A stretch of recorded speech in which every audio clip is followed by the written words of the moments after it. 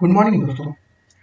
मेरा नाम सूरज कुमार तिवारी है और मैं चैनल सिलेक्शन में आपका स्वागत करता हूं। आज हम बात करने वाले हैं सिटीजनशिप यानी कि नागरिकता के बारे में, जिसमें हम डिस्कस करने वाले हैं citizenship act 1955, CAA 2019, only citizen को क्या क्या राइट्स हैं, ठीक है, और कॉन्स्टिट्यूशनल क्या प्रोविजंस हैं वो बात करेंगे हम। देन उसके बाद हम बात करेंगे कि जो सिटीजनशिप आर्टिकल पार्ट सेकंड में है, कॉन्स्टिट्यूशन के पार्ट सेकंड में सॉरी, तो उसमें किस आर्टिकल में क्या कहा गया है स्पेशल फॉर सिटीजन, ठीक है ना। तो वो सारी चीजें हम डिस्कस करने वाले हैं।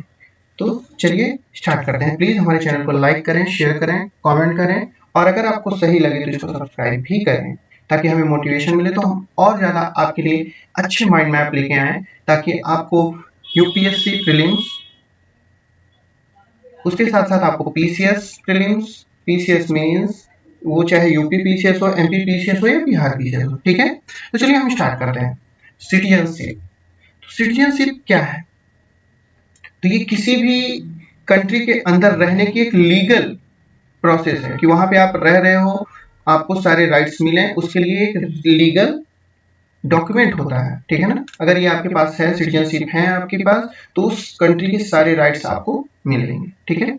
तो चलिए हम बात कर लेते हैं सबसे पहले तो सिटीजनशिप एक्ट 1955।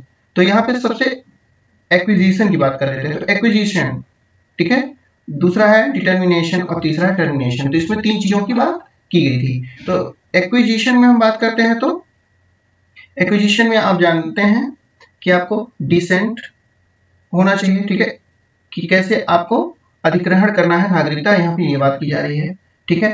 तो वो एक डिसेंट के माध्यम से कर सकते हैं आप। दूसरा नेचुरलाइजेशन की आप वहां पे आकर के या बाय नेचर आप वहां पे सिटीजनशिप आप ले सकते हो, ठीक है। दूसरा रजिस्ट्रेशन के थ्रू आप ले सकते हो और अधिग्रहण के हिसाब से तो आप ले ही सकते हो एक्विजिशन के हिसाब से। और तीसरा अगर आपका वहां पे बर्थ हुआ हो यानी कि आप वहां पे जन्म लिए हैं तो भी आप सिटीजनशिप ले सकते हैं, ठीक है। फिर दूसरा है निर्धारण करके लिया जा सकता है, ठीक है ना, डिटर्मिनेशन के द्वारा।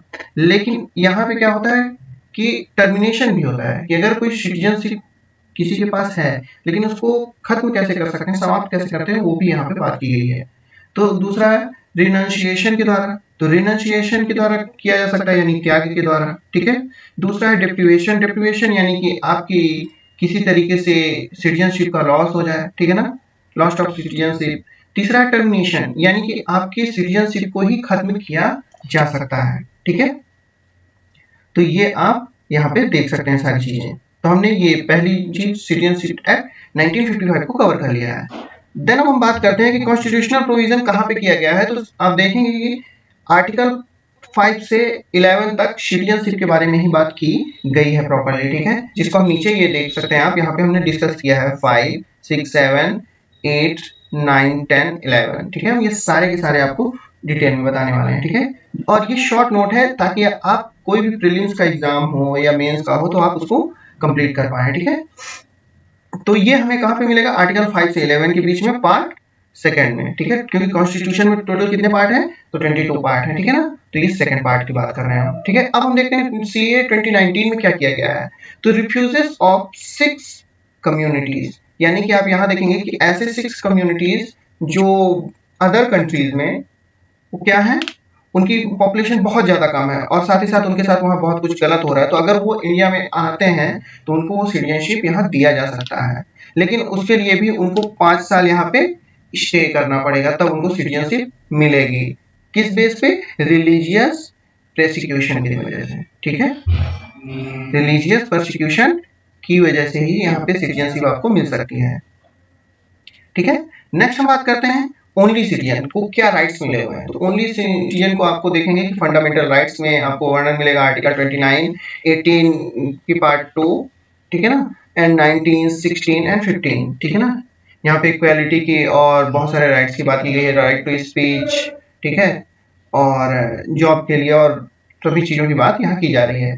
दूसरी की इसमें कौन कौन से पोस्ट आप ज्वाइन कर सकते हो। तो पोस्ट कौन से ज्वाइन कर सकते हो? तो अगर आप सिटीजन हो तो ही ये पोस्ट मिलेंगे आपको, अदरवाइज ये पोस्ट बिल्कुल नहीं मिलने वाली है आपको, ठीक है। तो वो कौन सी पोस्ट है? तो वो प्रेसिडेंट है, वाइस प्रेसिडेंट है, जज है, चाहे वो सुप्रीम कोर्ट का हो या हाई कोर्ट का हो या कोई भी जज हो, ठीक है ना।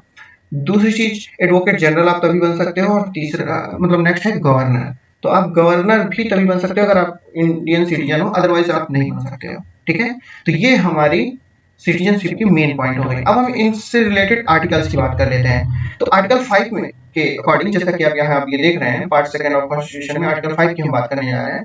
तो यहाँ पे डोमिसाइल आपको कैसे कैसे मिल सकती है। तो एक ऑर्डिनरी रेसिडेंट, जैसे कि 5 ईयर से ज्यादा आप अगर रह रहे हो तो आपको वो मिल जाएगा। ठीक है, जैसा कि हमने सीए में भी बात की है कि आप कैसे कर सकते हो। ठीक है, दूसरी चीज आप देखेंगे कि born in territory of India, यानी कि आप टेरिटरी ऑफ इंडिया के अंदर आपका जन्म हुआ हो तो आपको इंडियन सिटीजन मिल सकती है। नेक्स्ट आपको मिल सकती है कि अगर आपके पेरेंट्स इंडियन सिटीजन हो तो आपको मिल सकती है बाय बोर्न। ऐसा नहीं कि वो आए और वो सिटीजनशिप लिए उसके बाद देन आपको कहीं और का सिटीजनशिप मिला है और आप चाहते हो कि इंडिया का सिटीजनशिप मिले, तो ऐसा थोड़ा सा कॉम्प्लिकेटेड है। ठीक है ना, तो ये चीजें हमें ध्यान रखना है।